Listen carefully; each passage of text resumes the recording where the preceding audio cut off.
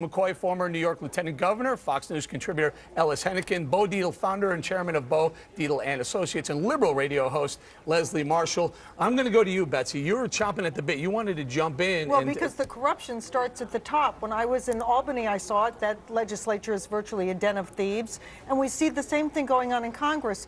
And one reason that it continues year after year is the ruse, the sham of ethics committees. You see right now in the House of Representatives, the Ethics Committee is considering what to do to Charlie Rangel and Maxine Waters. Well, the fact is, for the crimes that they have allegedly committed, they should not be facing an ethics committee, but rather a prosecutor. Bo, drill it down a little bit for us. So it's not only big picture feds, congresspeople, and senators. This is small town city managers stealing the public's money. I know. And then when you talk about, like, we go back, we don't want to beat Charlie up, but let's face it. If I didn't pay taxes on an apartment that I was getting income from, that's called fraud. That's called criminal. And you know what? They want to admonish him in front of the Congress, and that will be sufficient. That just shows you the way this country works.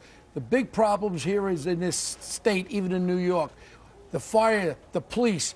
When someone is really hurt and someone is disabled, I am for that. But when you have people going out the way they're going out with these three-quarters tax-free pensions, we're going to get to it in a minute. Praised Bo. about Alice, that. Alice, is the pension system broken? Well, yes, but one of the lessons we learn, Eric, is that larceny resides in the hearts of Democrats and Republicans, of federal, state, and local officials. And you know what? Even in the corporate sector, the goal here, I think, isn't to make the human being pure. That's never going to happen. It's to have systems in place that when this stuff gets out of hand, we catch it and we slam it down. We've done a bad job on that. We don't have a system. We have a system that exempts that. politicians from the same accountability that you and I would face if we broke the law. Bo, if you were guilty of tax evasion, you wouldn't be facing an ethics committee. We have the whole hour, you guys. We have the whole hour. I want to do this. One city caught our eye. Everyone stay here. Was Birmingham, Alabama, where County Commissioner Gary White was just sentenced to 10 years in prison. Joining us now over the phone with details of his case is John Archibald from Birmingham News. He's a Metro columnist. Sir, give us the latest. This guy's going to jail for 10 years for what? For 10 years for accepting bribes and white envelopes from a sewer contractor.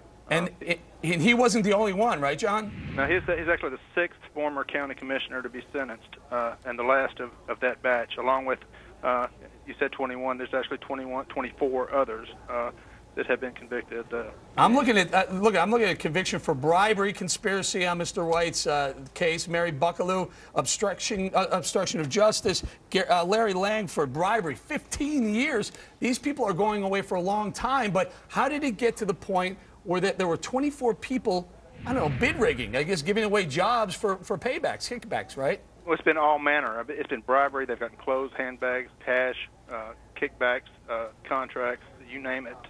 Bottom line is the federal government gave them a mandate to clean up their sewer, and $1 billion estimate all of a sudden became a blank check, and it became a $4 billion project, and filled with indictments and corruption. All right, John, hold on. Go ahead, Bo. How did they catch these people? How did these people get caught? You know what do you think of this? I hate to say it, but you know, when that corruption is so infested down there, it's a way of doing business. When you become a politician, that's part of your income, and that's how it has been accepted. And I don't mean to knock the South, because I like the South, but they're a little slower than the North. But then when you look at the North, then when you look at the North, I mean, slower as far as you want to react to this? Here's my problem. Hey, I'm from Louisiana, you No know. one heard this story before. This was someone tapped me on the shoulder over the weekend and said, hey, you should look into this. It's big, and no one talked about it. Go ahead, Nancy. You want to weigh in? Look, I'd like to weigh in because the fact is it's getting worse every year. We've all heard stories of political corruption.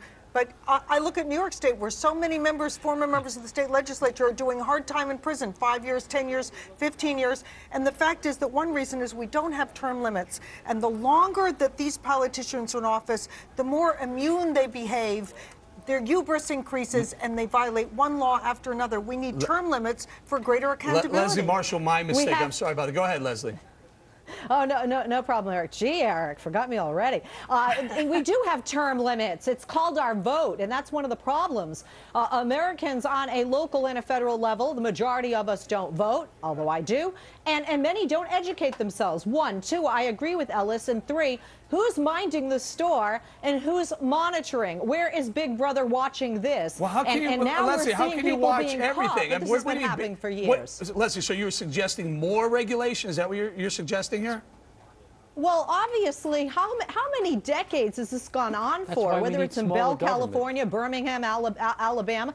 No, what we need, I disagree. I don't think that's just, we can just generalize like that. What we need are people educating themselves and using their power of their vote to enforce term limits without having to draft legislation with term limits. Everyone wants to jump in. Go ahead, Tom Borelli. That's what we need, small government, right? We need limited government. We keep throwing money at the problem, and they keep wasting it and looting the taxpayers of their money. Look at Obamacare. He should have started with reform, not throwing money at the problem. Look at the waste, fraud, and abuse we have in Medicare and Medicaid, and what's he doing? Throwing more money at it. Ellis, what about it? You know, Tom, I get what you're saying. On the other hand, we start cutting that government too much, and those are the very people who should be protecting us from it.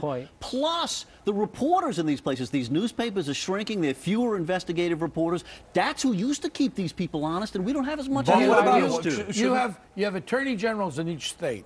They should put out more of an effort to get people to give these things up, where they'll get a reward. You'll see them come out of the woodwork. Hang on, Betsy. Bo, sometimes these towns are in bed with the people who are supposed to regulate this. Well, if you know that you're going to get a reward for turning someone in, let's face it, insurance fraud is probably 50–60% of what the insurance bills are today in America. It's fraud. Every time you get in a car accident, next thing you go to that doctor, that orthopedic, that massage. Schatz, is this the answer? Is that all we need, is more regulation?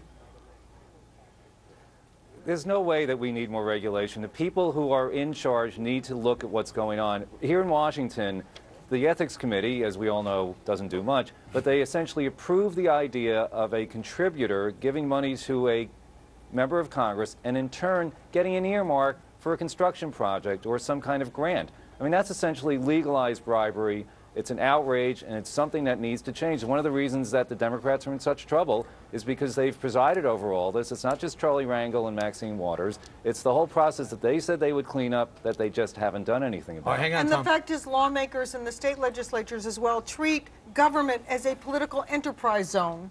They've turned the system to their own personal profit. But you made a very important point before. You asked, where are the attorneys generals of the different states? Well, often they have a partisan link to the very lawmakers who are breaking the law. In New York State, for example, our attorney general did virtually nothing about the corruption in Albany year after year because he aspired to be governor. He needed their support. We have to leave it there. We're going to say thank you to Tom Schatz and Tom Borelli and John Archibald on the phone. Thank you guys very much. But stick around. There's a lot more of the big show after this, and it's heated. Listen. Money Rock's special edition, Corruptocrat